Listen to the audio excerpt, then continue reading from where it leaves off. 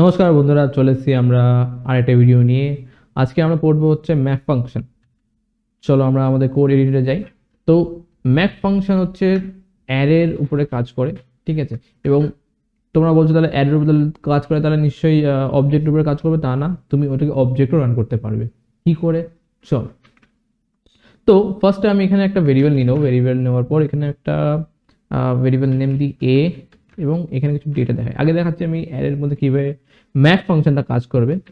তো এখানে আমি আগে অ্যারের কিছু ডেটা নিয়েছি। চলো ওয়ান এরকম করে কিছু ডেটা নিয়ে নিই, 20, 30।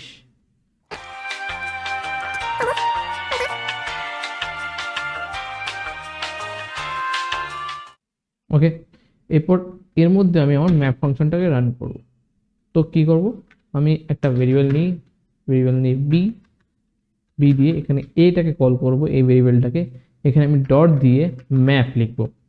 ম্যাপ লেখার পর এখানে প্যারেন্থেসিস অন করব। অন করার পর এর মধ্যে যে ফাংশনটা আমাদের ক্রিয়েট করতে হবে, অবভিয়াসলি একটা ফাংশনের দ্বারাই রান করবে ম্যাপ ফাংশনটা, ঠিক আছে। মানে ম্যাপ ফাংশনটা রান করতে গেলে একটা ফাংশন লাগে। তো এখানে আগের দিন ফাংশনের নাম দিয়ে দিই। ফাংশনের নাম হবে চলো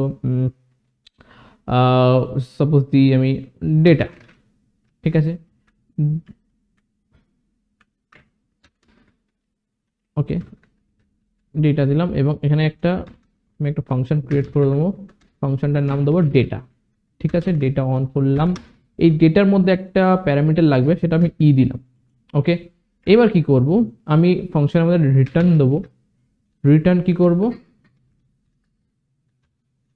রিটার্ন করব কি সি ইন্টু সি ইন্টু 10। ওকে, এবং বাইরে ডকুমেন্ট ডট রাইট করব, করে আমি এই যে বি ভেরিয়েবলটাকে প্রিন্ট করলাম। তো আমি এখানে এক্স্যাক্টলি করলামটা কি, এখানে আমি যেটা করলাম, প্রথমত একটা ভেরিয়েবল ক্রিয়েট করলাম। তারপর ভেরিয়েবল ক্রিয়েট করার পর এর মধ্যে এর মধ্যে ডেটা দিলাম। এবং এই অ্যারে ডেটার যে এই ভেরিয়েবলটা আছে, একে আমি ডট ম্যাপ দিয়ে ম্যাপ ফাংশনটাকে কানেক্ট করলাম।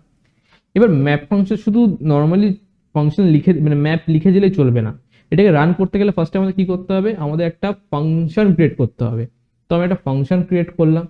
ওকে, যা ফাংশনটার নাম হচ্ছে ডেটা, এবং সেই ফাংশনটাকে এই ম্যাপ ফাংশনের মধ্যে মেনশন করলাম। ওকে, এবার মেনশনও করলাম ম্যাপ ফাংশনের মধ্যে, আমি ফাংশনে মেনশনও করলাম, ঠিক আছে, রিটার্নও করলাম, ঠিক আছে। বাট ব্যাপারটা হচ্ছে আমি সেই ডেটাগুলোকে পাস করবো কি করে, মানে এই যে এই ভেরিয়েবল আছে, এই ভেরিয়েবলের মধ্যে আমি ম্যাপটা অন করলাম এবং তার সঙ্গে আমি এই ফাংশনে মেনশনও করলাম।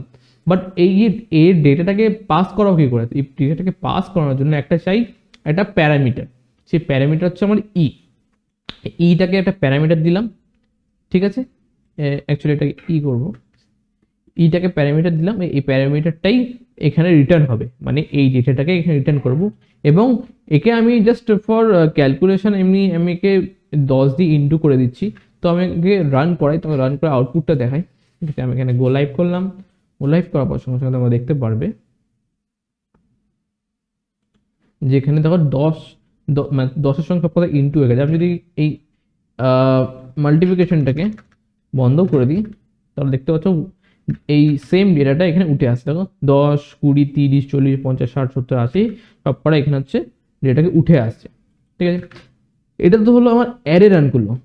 এবার আমরা অবজেক্টকে রান করবো। দেখো অবজেক্ট রান করতে গেলে আমাদের অ্যারে অফ অবজেক্ট ইউজ করতে হবে। তো আমি কি করলাম, আমি এখানে কিছু ভেরিয়েবল ক্রিয়েট করে নেবো। তো ভ্যার এখানে দিলাম চলো ডেটা দিয়ে আমি একটা অ্যারে নেবো, তার মধ্যে আমি অবজেক্ট ক্রিয়েট করব। তো কি করব, একেবারে জেসন ফরম্যাটে অ্যাকচুয়ালি ডেটাকে ক্রিয়েট করা। তো আমি এখানে নেম দিয়ে দিলাম। নেমের মধ্যে আমি লিখবো সৌরভ।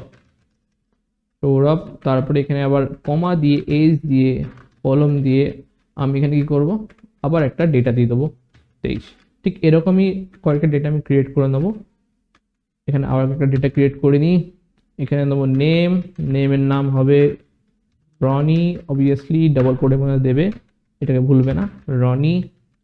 তারপর কমা দেবে, এজ দেবে, এখানে দিয়ে দিলে তুমি 20। চলো আমি আমার এক্স্যাক্টলি এজটা লিখে দিই, 24, রনি এক্স্যাক্টলি 23।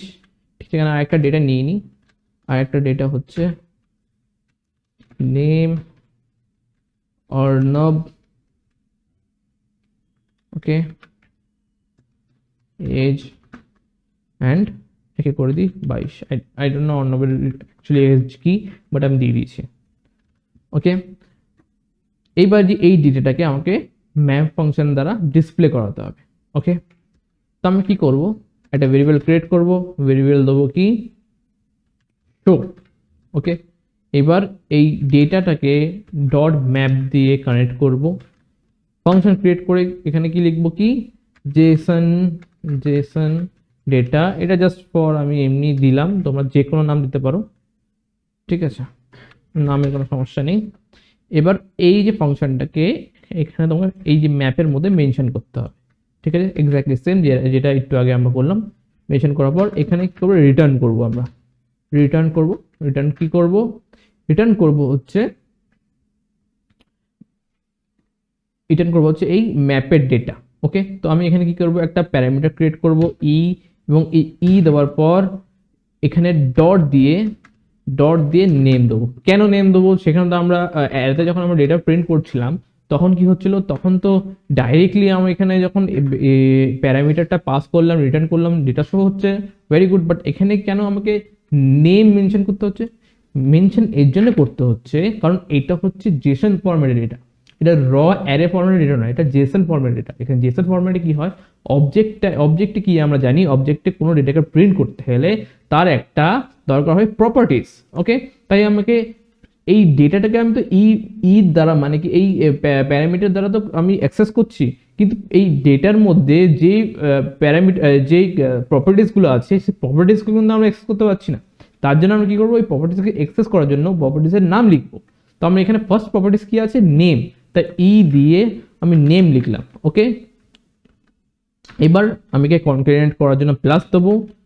ওকে, মাঝখানে একটা স্পেস দেবো, স্পেস দেওয়ার পর আবার একটা কনক্যাটেনেটের জন্য প্লাস দেবো, তারপর আবার দেবো, দিয়ে এজ লিখবো, এজ লেখার পর আবার প্লাস দেবো, প্লাস দেওয়ার পর অ্যান্ড এখানে একটা বিআর ট্যাগ দিয়ে দিই যাতে এটা নেক্সট লাইনে আসে, ঠিক আছে। তো আমি একটা বিআর ট্যাগ দেবো, বিআর ট্যাগ দেওয়ার পর একে ফিনিশ করব, একবার চেক করে নিই, দিয়ে নেম, হ্যাঁ ওকে। এবার আমাকে ডেটাকে ডিসপ্লে করাতে হবে, তার জন্য আমি কি করব, তার জন্য ডকুমেন্ট ডট রাইট করে এখানে এবার কাকে আমি ডিসপ্লে করাবো, আমি ডিসপ্লে করবো শোকে। ওকে, আমি শোকে ডিসপ্লে করলাম, সেভ করলাম, সেভ করে আমি আউটপুটটা দেখবো, বুম, দেখো সৌরভ 24, রনি 23, অর্ণব 22, ঠিক আছে, আসলো এক্স্যাক্টলি সেম এখানে আমাদের ঘটবে। তো জেসনের ডেটাকে এবং অ্যারের ডেটাকে কিভাবে ম্যাপে রান করাতে মানে ম্যাপ ফাংশনটা কিভাবে রান করাতে সেটা আমরা এই ভিডিওতে শিখে নিলাম। এরপরও যদি এই ম্যাপ ফাংশনে কোনো রকম তোমাদের কনফিউশন থাকে বা কোনো রকম কোয়েশ্চেন থাকে আমাকে প্লিজ কমেন্টে জানিও। ওকে, তো আজকে জন্য এইটুকুনি, নেক্সট ভিডিওতে আমরা আরেকটা নতুন টপিক শিখবো। ওকে, তো আজকের জন্য tata, bye bye, see you.